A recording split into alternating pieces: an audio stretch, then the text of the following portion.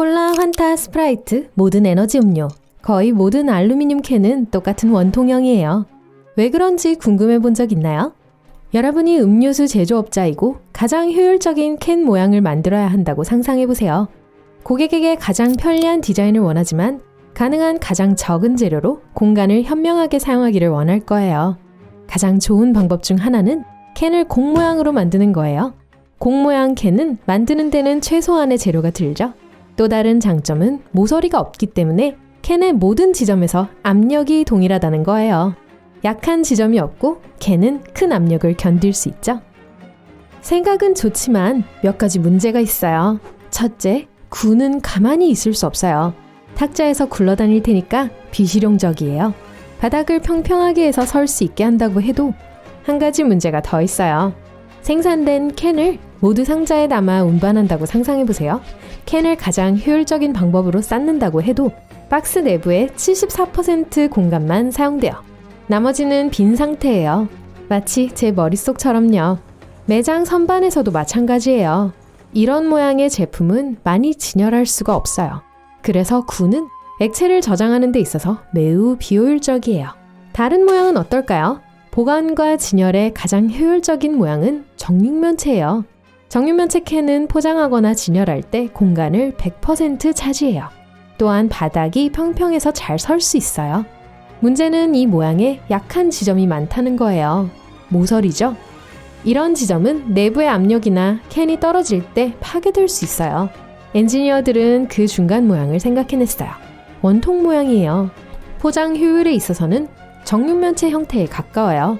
91%의 공간을 활용해요. 동시에 공 모양 캔처럼 약한 지점이 없어요. 모서리가 없으니까요. 그래서 고민할 필요 없이 대부분의 제조업자들은 원통 모양을 선택했어요. 캔이 어떻게 만들어지는지 알고 싶으세요? 처음에는 이런 모양이에요. 평범한 알루미늄 원반이죠. 완성품 캔보다 훨씬 두껍지만 그건 캔을 만드는 데 필요한 모든 재료이기 때문이에요. 원반은 가운데 구멍이 뚫린 두 개의 도넛 모양의 원반 사이에 놓여요. 그러고 나서 원통형 펀치가 그것을 눌러서 원반을 작은 컵으로 바꿔요. 이 컵도 여전히 완성품 캔보다 약간 크고 또한 훨씬 짧아요.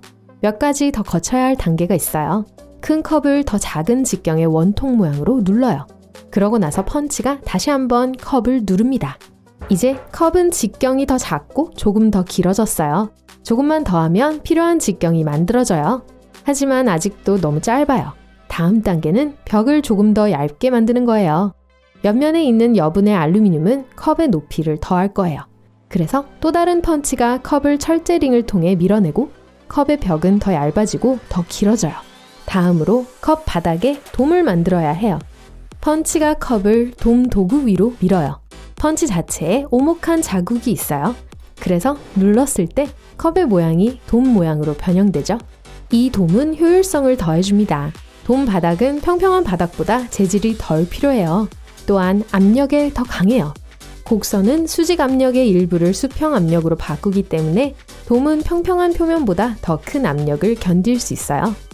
압력이 그대로 유지되는지 확인하려면 빈 캔을 찌그러뜨려 보세요. 쉬울 거예요. 이제 꽉 찬 캔을 찌그러뜨려 보세요. 훨씬 더 어려워요. 이건 바깥으로 밀어내는 똑같은 내부 압력이 있기 때문이에요. 또한 내부 압력이 누르는 힘에 저항하여 찌그러뜨리는 걸 더 어렵게 만들어요. 다시 캔으로 돌아갈게요. 이 모든 변형 과정을 거친 후 캔의 가장자리는 고르지 못하고 울퉁불퉁해요. 그럼 좀 잘라내서 깔끔하게 만들어보죠. 겉 디자인을 인쇄할 차례이고 캔은 거의 준비됐어요. 대부분의 캔은 좁은 목을 가지고 있어요. 그걸 만들려면 캔 몸체에 캔의 지름보다 작은 내부 주형을 삽입한 후에 외부 주형을 캔 주변 바깥에서 누릅니다. 이 과정을 캔에 몇 번 더 반복해서 캔에 주름이 생기지 않도록 해요. 그런 다음 캔 덮개를 추가하면 캔이 완성됐어요. 이제 캔캔 댄스를 쉴까요? 다음으로 넘어가죠. 이게 뭘까요? 플라스틱 병이에요. 페트라고 불리는 플라스틱 조각으로 만들죠. 보통 재활용 플라스틱 조각들과 섞어서 사용해요. 재활용 플라스틱만으로는 병을 만들 수 없는데 재활용 플라스틱은 중요한 물리적 성질을 잃기 때문이에요. 이 혼합물은 주입기계로 보내지고 플라스틱 조각이 거기서 가열되고 녹아서 진한 액체로 변해요. 그러고 나서 또 다른 기계가 냉각 시스템이 있는 작은 원통 모양의 틀에 액체를 밀어 넣으면 즉시 굳어집니다. 그러면 단단한 투명 플라스틱 튜브가 만들어져요. 그러고 나서 이 예비 성형체는 또 다른 기계로 보내져서 약간 가열되고 늘려져요. 그리고 만들어질 병 모양을 한 틀에 삽입돼요. 그러고 나서 공기가 고압으로 발사되어 병을 필요한 모양으로 늘려요. 그 후 그 모양을 고정시키기 위해서 즉시 냉각돼요. 플라스틱 병은 약간 오목한 것을 제외하고는 바닥이 거의 평평해요. 이건 우연이 아니에요. 문제는 병의 바닥이 항상 바깥쪽으로 튀어나와서 불안정하다는 것이었어요. 그걸 피하기 위해서 바닥에서 공기를 안쪽으로 밀어넣어 작은 홈을 만들어요. 그러면 병이 완성되죠? 땅콩버터 병이나 꿀병도 같은 식으로 만들어요. 주형의 모양은 다르겠지만 그런 예비 성형체를 이용해서 어떤 모양이든 만들 수 있어요. 탄산음료용 플라스틱 병은 바닥에 5개의 돌기가 있어요. 평평한 바닥이 더 흔한데 그건 병을 만드는데 더 적은 플라스틱이 들기 때문이에요. 하지만 탄산음료와 탄산수는 특별 처리가 필요해요. 탄산액체는 내부 압력, 즉 플라스틱을 밖으로 밀어내는 탄산의 힘이 병바닥의 안정적인 형태를 망가뜨려요. 그래서 탄산음료 병은 곡면인데 이렇게 하면 압력이 더 강해지기 때문이에요. 일반 종이를 접는 것과 종이 튜브를 접는 것을 비교해보세요. 튜브의 저항이 더 커요. 곡면 플라스틱은 또한 어떤 압력에도 더 강해요. 유리는 여러 가지 천연 원료로 만들어져요. 주성분은 규사로 전체 혼합물의 약 45%를 차지해요. 약 15%를 차지하는 소다회는 규사를 고르게 녹여줘요. 석회석은 약 10%를 차지하며 유리의 내구성을 높여주죠. 유리병을 만들기 위해 공장 장비는 먼저 필요한 모든 원료를 혼합한 다음 혼합물을 1500도의 온도로 하루 종일 가열해요. 이 모든 것이 함께 녹으면 끈적끈적한 액체로 변해 기계에서 쏟아져 나와서 유리병을 만드는 데 필요한 정확한 조각으로 절단됩니다. 그런 다음 각 녹은 유리 조각은 첫 번째 주형에 들어가 최종 제품의 형태가 부분적으로 형성된 버전인 페리슨으로 변해요. 그러고 나서 각 페리슨은 다양한 모양을 디자인할 수 있게 해주는 강철 주형에 들어가요.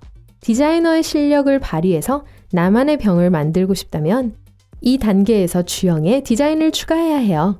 페리스는 다시 한번 가열되고 장비는 내부에서 압축된 공기를 유도해서 최종 모양으로 늘립니다. 이제 병이 거의 다 완성됐어요. 병은 나가는 길에 불을 통과해 이동해요.